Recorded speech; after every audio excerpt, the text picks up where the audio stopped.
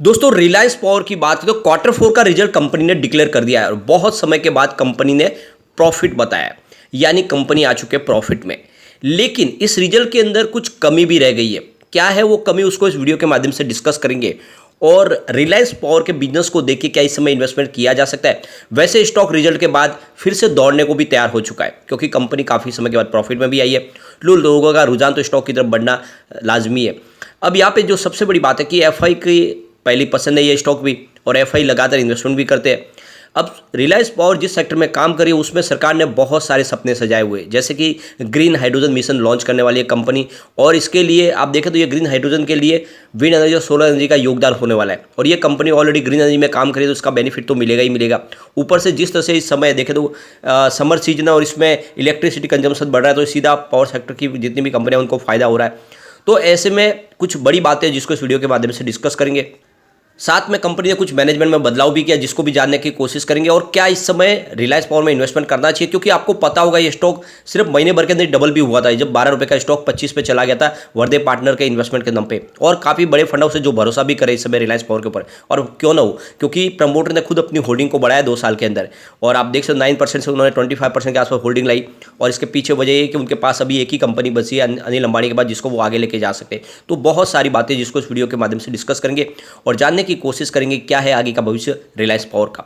लेकिन फ्रेंड उससे पहले अगर आप पहली बार हमारे चैनल पे आए तो चैनल को सब्सक्राइब कर दीजिए, एक बेल आइकॉन दबा दीजिए ताकि जब भी नया वीडियो बने पहला नोटिफिकेशन आपको मिले। वीडियो पसंद आए तो लाइक शेयर जरूर कीजिए।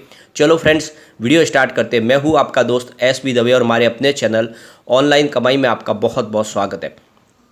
अभी लगभग 10:30 के आसपास का टाइम है। बीएससी सेंसेक्स की बात करें इस समय 61,543 के स्तर पे आपको ट्रेड करता हुआ दिखाई देगा। 205 पॉइंट की गिरावट है, 0.33% गिरा है बीएससी सेंसेक्स। वैसे आप देखो इंट्राडे में गिरावट काफ़ी बड़ी थी, लगभग आप देख सकते हो करीब 400 पॉइंट के आसपास की गिरावट थी। अब ये गिरावट हो रही है, इसके पीछे वजह है इंटरनेशनल मार्केट। कल इंटरनेशनल मार्केट में सब निगेटिव क्लोजिंग हमें देखने को मिली। डाउ जोन की बात करें तो 33,127 के स्तर पे 0.86% की गिरावट थी। S&P 500 की बात करें तो 4,061 के स्तर पे देख सकते हो 0.72% की गिरावट थी।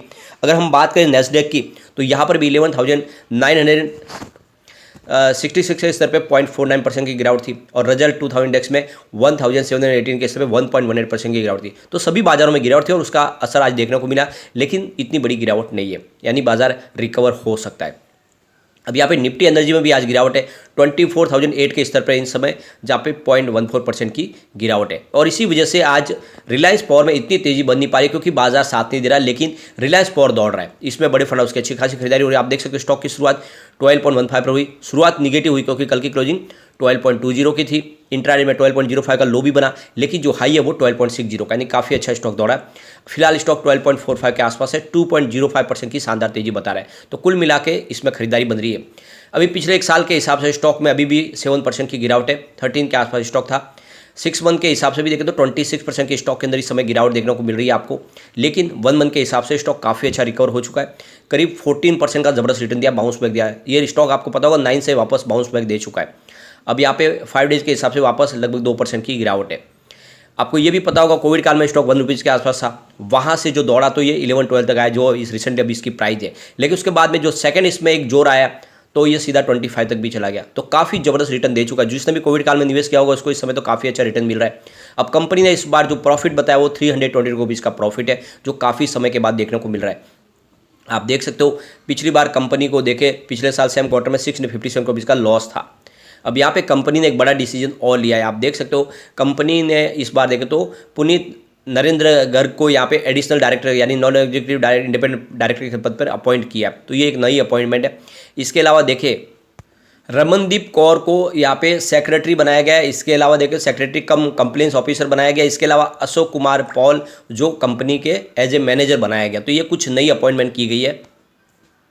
इसके अलावा कंपनी के चीफ फाइनेंशियल ऑफिसर की बात करें, यहाँ पे आपको दिखाई देगा श्री अशोक कुमार पॉल, और इनके कॉन्टैक्ट नंबर दिया जिससे आप चाहे तो शेयर होल्डर उनसे कॉन्टैक्ट कर सकते हैं किसी भी प्रॉब्लम की हो निवारण के लिए। इसके अलावा देख सकते हो कि रमनदीप कौर कंपनी के सेक्रेटरी है, इनके भी यहाँ पे कॉन्टैक्ट नंबर दे दिए गए हैं कंपनी की तरफ से, जिसमें वो जाके उनसे कोई भी उनकी प्रॉब्लम है तो उसका निपटारा करवा सकते हैं।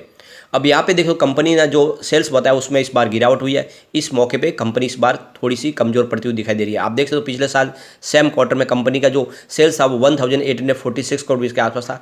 इस बार देख सकते हो 1730 करोड़ रुपीज़ के आसपास है, तो सेल्स आपको इस बार कम होता हुआ दिखाई देगा।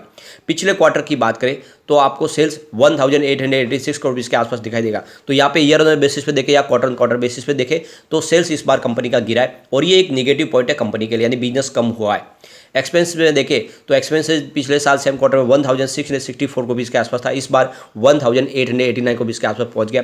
पिछले क्वार्टर में ये 1223 करोड़ रुपीज़ के आसपास था। तो कंपनी के खर्च में भारी बढ़ोतरी हुई है। आप देख सकते हो कि पिछले क्वार्टर के हिसाब से देखें या पिछले साल के हिसाब से देखें तो सेल्स तो गिरा है, लेकिन कंपनी का खर्च बहुत ज़्यादा बढ़ा है और इसी वजह से ये जो प्रॉफिट और कम हुआ, वरना प्रॉफिट बढ़ सकता था क्योंकि खर्च बढ़ा है कंपनी का।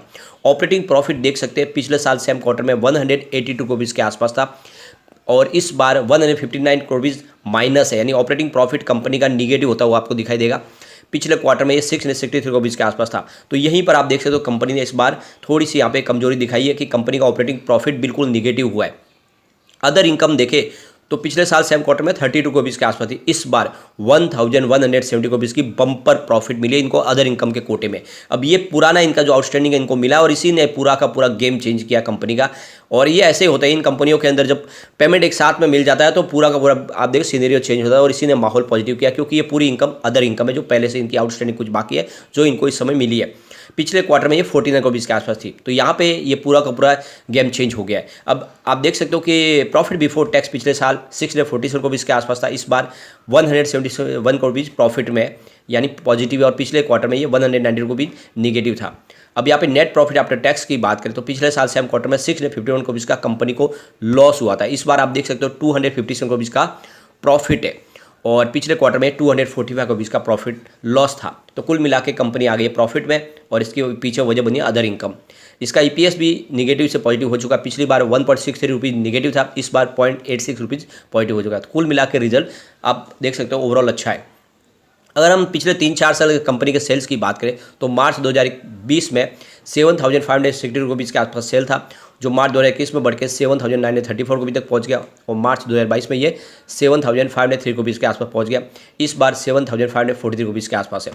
तो आप देख सकते हो कि सेल्स लगभग वैसा ही है, पिछले 4 साल से देखें तो लगभग एक तरह से आपको ठहरा होता हुआ दिखाई देगा, सेल्स में एक जैसे ही कंपनी का कारोबार है। ऑपरेटिंग प्रॉफिट देखें तो मार्च 2020 में 3,010 करोड़ के आसपास था, जो मार्च 2021 में बढ़ के 3,575 करोड़ तक पहुंच गया, लेकिन इस बार 1,885 रुपीज़ का ऑपरेटिंग प्रॉफिट है। तो ऑपरेटिंग प्रॉफिट में भारी गिरावट हुई है, लेकिन पिछले साल के मुकाबले ऑपरेटिंग प्रॉफिट बढ़ा है, पिछले साल 2,721 करोड़ के आसपास था।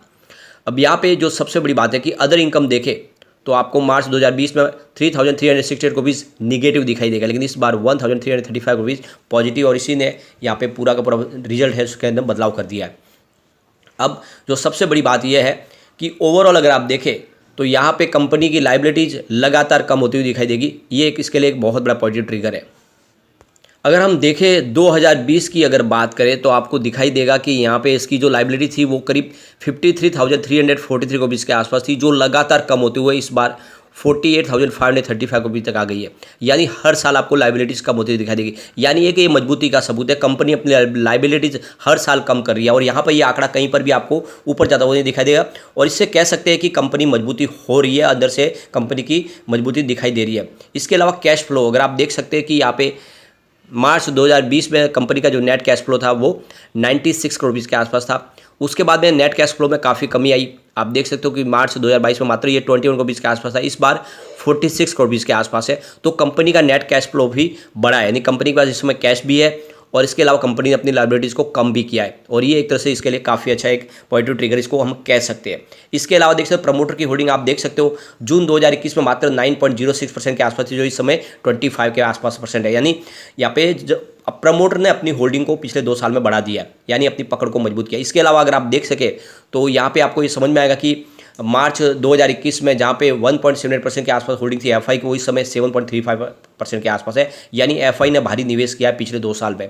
इसके अलावा डीआई की बात करें तो 4.25% के आसपास होल्डिंग थी जून 2021 में, जो इस समय 3.17% के आसपास है। तो डीआई ने अपनी होल्डिंग थोड़ी सी कम की है। इसके अलावा गवर्नमेंट की यहाँ पे 0.01% की होल्डिंग है।